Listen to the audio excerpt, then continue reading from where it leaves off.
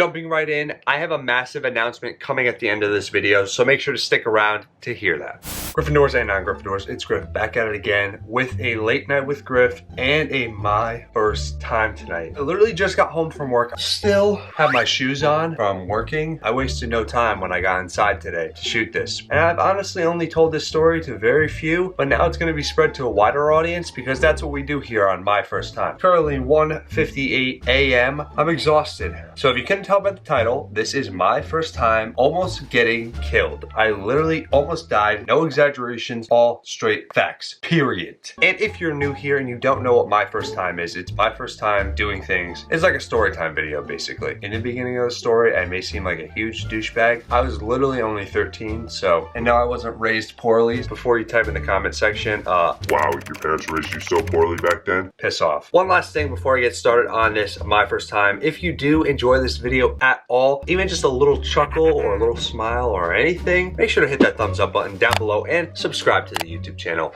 So let's get this started. This was back in middle school. I had to be at least 13, 14 in that area. I don't exactly remember when, but I was young. I was a punk. I was into my skating little phase where I was a skater slash BMXer. I thought I could do everything on a skateboard when in reality, I could literally just ollie and do a bunny hop on a bike. Other than that, my bike was too small for me. I'm 6'6". My bike was literally like a clown bike that you see in the circus. One thing you didn't know about me is I got this sick scar from trying to jump down a 12 set of stairs with my bike, and it didn't work out so well, obviously. Kudos to me back in the day. So now where I'm from, we have this thing called the Fest. It's with my town's name and the festival at the end of it. This was the cool spot. I'm not really sure if it's a cool spot now with middle schoolers, because nowadays the cool spot for kids, I feel like, is like their bed and Netflix. Who knows? Kids don't really go outside these days. Weird. I had a plan to meet my friends at the Fest. Going smooth, going great with all my friends back in the day that I used to have. There was this one thing that I didn't know at the time wasn't right, and this is how it sparked the whole entire thing. Later on towards the night, I remember riding my bike through the Fest, going around, hey, what's up? Check out my bike, check out this bunny hop I could do. And then this girl came up to me. I'm not gonna say her name, and if you're watching this, you know who you are. This girl literally looked like Dora. Everybody used to make fun of her. She literally looked like Dora the Explorer. No exaggerations, no clickbait, straight facts, period.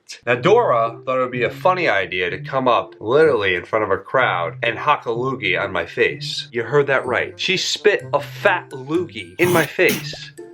Regardless if you're a woman or a man, I doubt anybody likes being spit in the face at. But me being 13 or 14, again, I don't remember. I might have spit back, but not in her face. I did spit on her, but just not in her face. So I guess I wasn't really that much of a scumbag, but now that I look at it, wow, this doesn't sound good on my end. But I don't know where she did it first. Was it right of me to do it back? No, didn't know any better. Her little boyfriend, who was a fat little lard back in the day, which I remember, he wanted to fight me that night. No big deal, just pedaled away on my little bike with my long legs, and I said, see you later, you're not catching me, you fatty. I thought it was all over. I thought everything was fine. Everything was great. Not happening. The Fest goes on for 2 more days after that. My friend and I at the time, I hung out with him the next day, and he's like, dude, we should totally go back to the Fest. It's daylight. I'm like, all right. Again, me being young, I was like, you know what? Screw it. What do I have to lose? Pedaled my bike back to the Fest. Word got around I was there. 6 kids come up to me, want to fight me on the spot. So what did I do? Did what I did before, pedaled away. Then I go past the library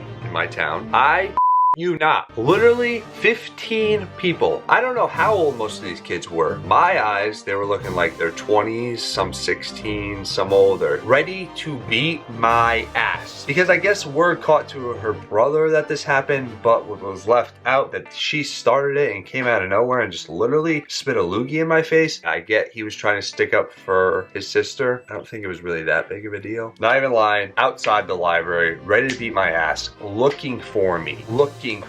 What did I do? Pedaled away as much as I could, sprinted, had my bike over my shoulder, threw it over a fence, climbed a fence, hid in backyards, went on this random street I have never seen in my life. Out of the 15 years I've lived in this town, I have never seen that street once. I hid on this street for 3 hours straight. Made sure my friend caught up with me. I was trying to call him the whole entire time. Dude's not answering. I don't know if he was macking biddies. I don't know, but he was there. He was not paying attention. Dude was gone. I'm sitting there bugging freaking out. Now, once my friend got over to me, he went up to the kids, said something like, yo, what's going on? Got the story. These kids brought knives to literally stab me.